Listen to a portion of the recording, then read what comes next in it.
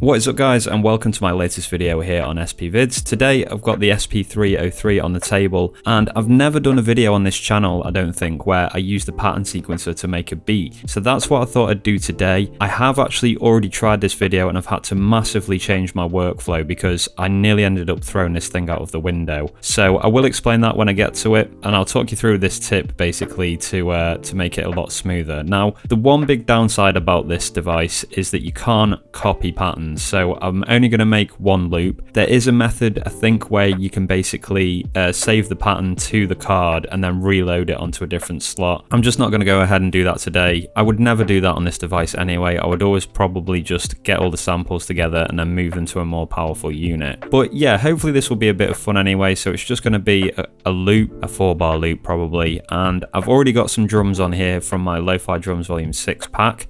So I've got a kick, snare and hi-hat. And I went ahead and resampled the hi-hat and then just changed the volume slightly so you can hear.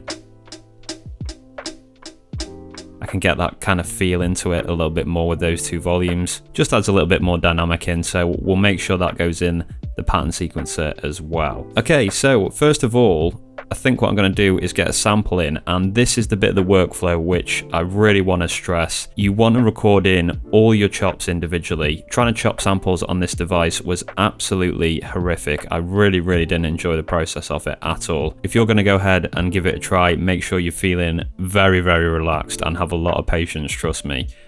So I'm going to go ahead and record in a bunch of chops from a record, one at a time, and yeah, it's just going to be the best way to do it. So I'll go to bank C and I'm going to use the card area for these ones, and I'm actually sampling from my phone over here on the right hand side. Obviously I'm not going to show you the sample because sample snitches get stitches, but it's just an old soul record. It's got quite a nice lo-fi sound to it already, but I'm going to use the long mode and I'm going to use a bit of the vinyl sim when I'm recording in as well. So we'll go ahead and grab the first chop.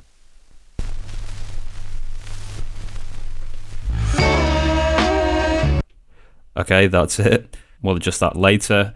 And now I'm essentially just going to go through and record 8 different chops. I don't need to show you guys the whole process of that because it's going to be very tedious, but I'll get back to you guys once that's done. A few moments later. Okay, so I think I've got everything I need from that record now. It was a little bit tedious getting those chops, and I think some of them are different lengths, but we'll see what we've got. Play fire, and you're gonna get by.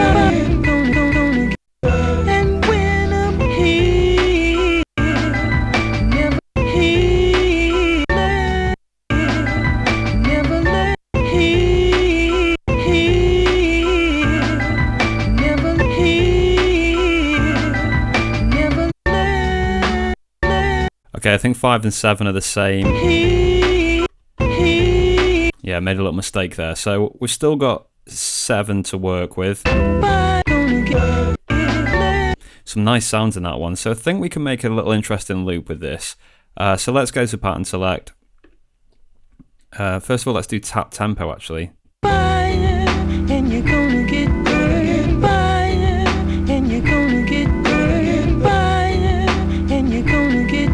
Now this is what the great shame is about not being able to make variations that easily with the 303, because I'd love to make some variations with these chops, but for this video we'll just make one loop. So pattern select, record, we'll choose 1, want the length to be 4. There we go, quantize, we'll do 8 for this and we'll do the hi-hats first.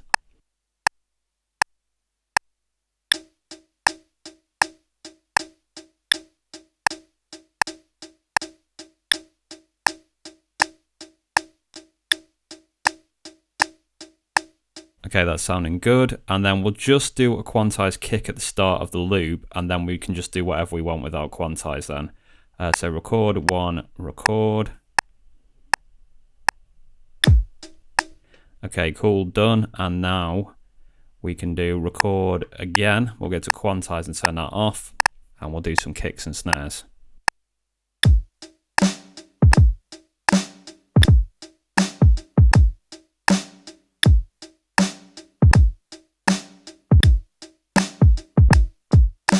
Okay, fairly standard stuff, fairly boom bappy. Let's have a listen to that without the metronome.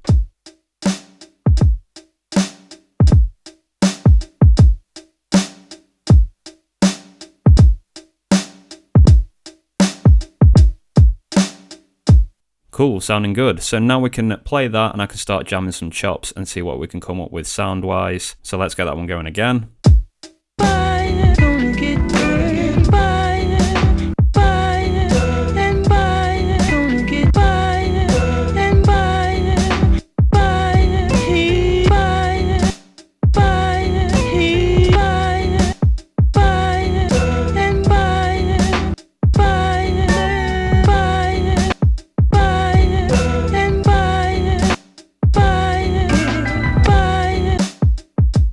Okay, I think there's something coming along there. Maybe something with some pauses in. That would be quite nice, actually. I love it when you can leave a little bit of space in a loop with the chops. Those chops are obviously way too loud. So the first thing I'm going to do is change all those. We'll bring those down to about 90, I think. So let me just quickly do this.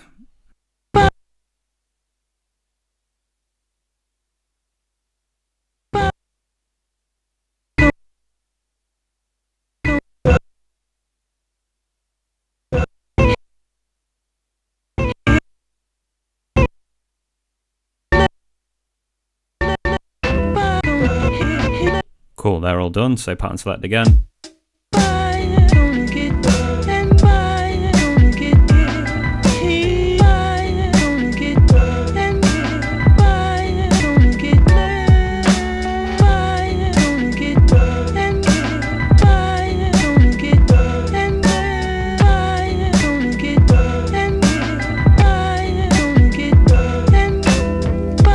Really liked what was going on there, actually. That sounded very nice. So I think we'll go for something like that. Now we'll go to pattern. I'd like to make a copy of this so that if I get it wrong I can easily try again, but we can't with this device without doing that whole backup thing. Maybe I should look into backing up a pattern. Let's give it a go. Press pattern select and confirm the button is lit. Yeah, the button's lit. Hold down cancel and press C or D. So I'll do C, pattern SU, and then I guess we just press 1. And then record. Okay, cool. So that's been backed up. That was pretty quick as well, actually. So can we just pull the drums back now and put them on 2? So I guess you do cancel an A. Oh, there we go. Yeah, P load and do 2. Why can't we do 2? Do we have to select that first? Let's see what it says for load. Press pattern select and confirm the button is lit. I've done that. If already lit, there's no need to press it. Take care to know pattern select. Hold down cancel and press bank A. Yeah. Press a pad to specify the area of the card you wish to load internal memory. 2. Why isn't it letting me choose any of the others? I don't want it to load onto 1. Okay, I can't get that to work. That's really frustrating. I thought I was going to be able to make a copy of that. So we're just going to have to go ahead and record straight onto this pattern. Let's give this a go and see what happens.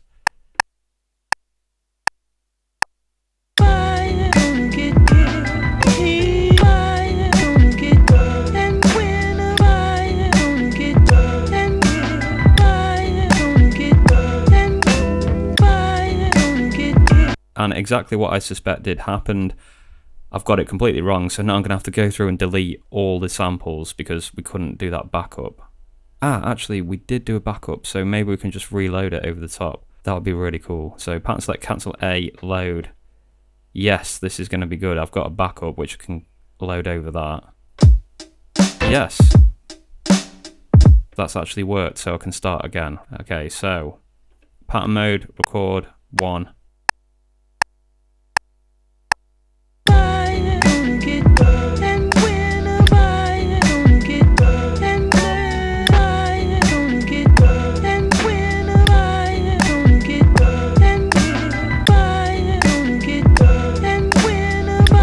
I'll just stop that because that click sounds absolutely horrendous, but that's sounding like it's going to be pretty good. So let's take a listen to that.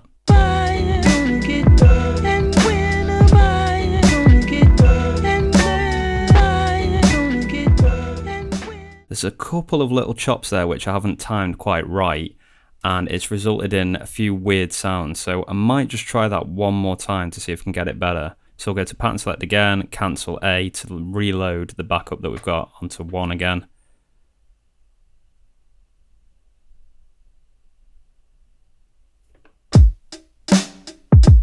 Cool, that's there again. So record.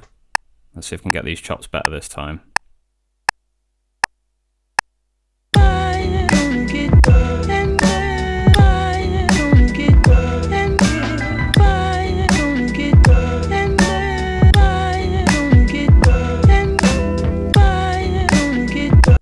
Okay, and we'll cancel that again. That click is absolutely horrendous. So we're in pattern select, let's listen to this.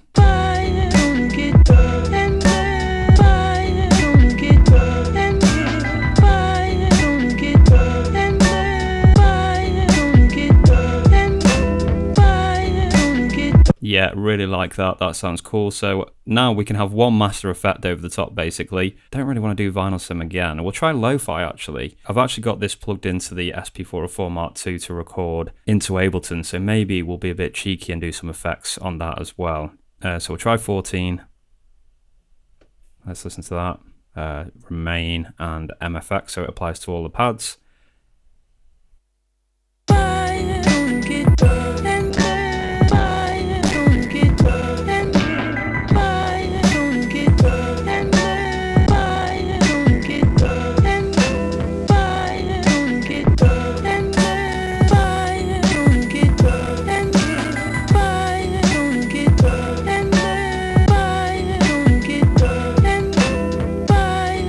Okay, and on my 404 Mark II, which is over here and you can't see, I'm going to do some compression because we can't use any more effects on this now. I'm just going to go ahead and do compressor. So put compressor on my Mark II now. You should be able to hear the difference quite obviously.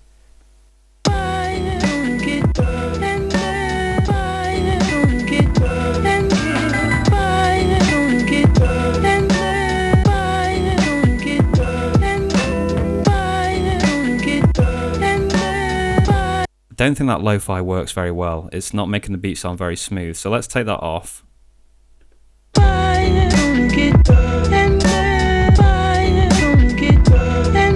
Yeah, that sounds a lot nicer. Maybe we can try something else. Maybe we could try... we could do a little bit of EQ, I guess. Maybe we'll do that. 13 instead, then just one back. Maybe we'll just take some of those highs out to give this beat a little bit more mush.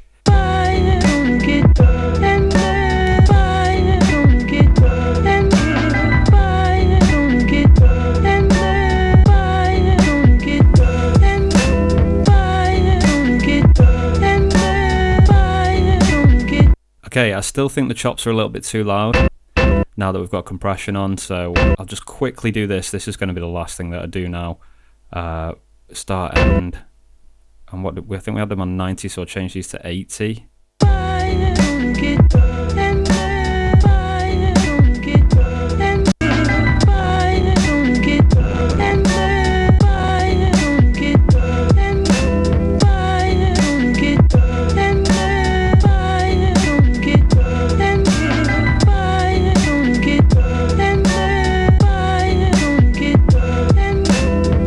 Okay, and I think we'll leave it there. So I actually ended up using vinyl sim again because that made the chops a little bit too quiet, but I've managed to bring them back together with a bit of compression here. So we're running through two compressors, and I actually quite like that loop. The only problem is with this device, like I tried to do, I couldn't seem to load the backup into another slot. Really, really annoying, because I would like to make a variation on that.